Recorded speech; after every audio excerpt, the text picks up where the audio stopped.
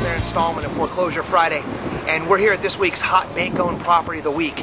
And one of the things that is unique about this one in particular is that you find itself situated right inside the heart of San Diego, meaning it's close to just about everything, but it's also insulated in a nice little residential spot here in the city.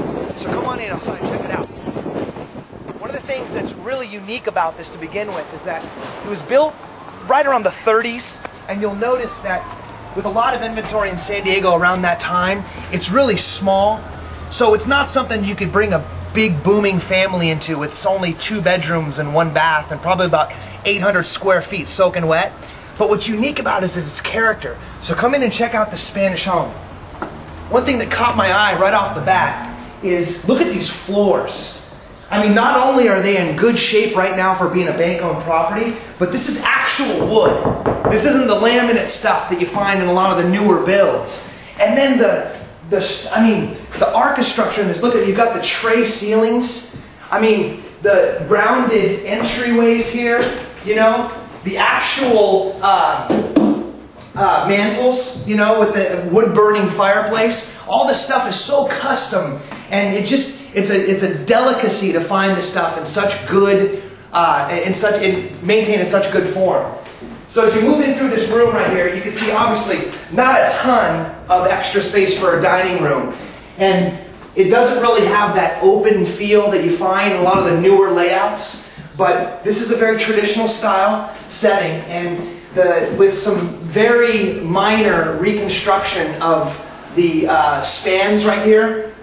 You can open this up if you so desire. I would actually prefer to preserve a lot of this raw stuff. I mean, look at this. This is very craftsman-like in its detail, and this is raw wood. You just don't find this in a lot of the new stuff.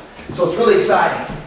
As you move in through the kitchen, I think the lights aren't on because the power's off. Classic for bank-owned. But the countertops on this stuff, I mean, this is the actual original stuff here, and the floors have since been redone. They've got such great character and touch. And then you move in through the back. Again, not a lot of room, but check out this little yard. I mean, this is just priceless. You know, they've planted some tree cover right here so you get a separation between the neighbors. But just stepping right back in here, the temperature automatically drops 10 degrees. And you've got your own little sanctuary back here, which is really unique. You follow me right over here, over to the garage. Now, I think we could use that term pretty loosely.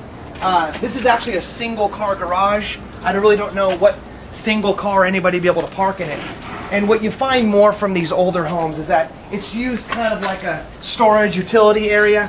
And, you know, like for example, they've got their laundry hookups in here. Because again, there's just not a lot of extra room inside the house. So what makes this bank-owned home unique, aside from the characteristics which we just laid out, is its price.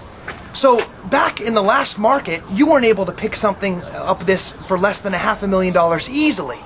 I mean, right off about a block from some of the amenities which everybody falls over themselves for, and then you're still incubated inside a nice little residential neighborhood.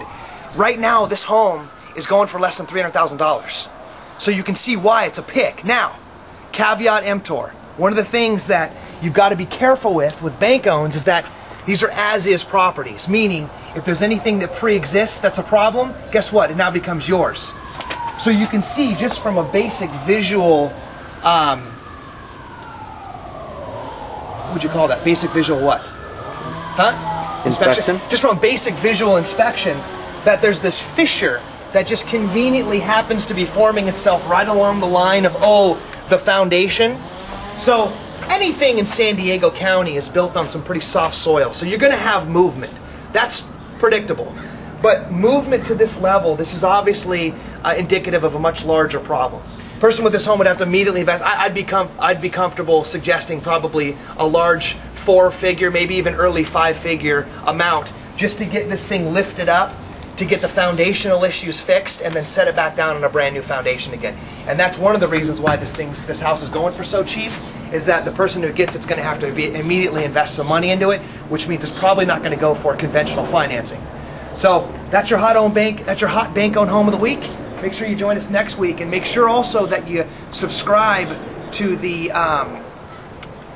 home search for foreclosures right underneath us. These aren't the homes that you find on the internet, on the MLS. These are homes that are pre-foreclosures. These are homes that are auctions. These are homes that sometimes aren't even being participated on the multiple listing service. So make sure that you not only make sure that you're supplementing your home search with this data as well, and I'll see you back here next week.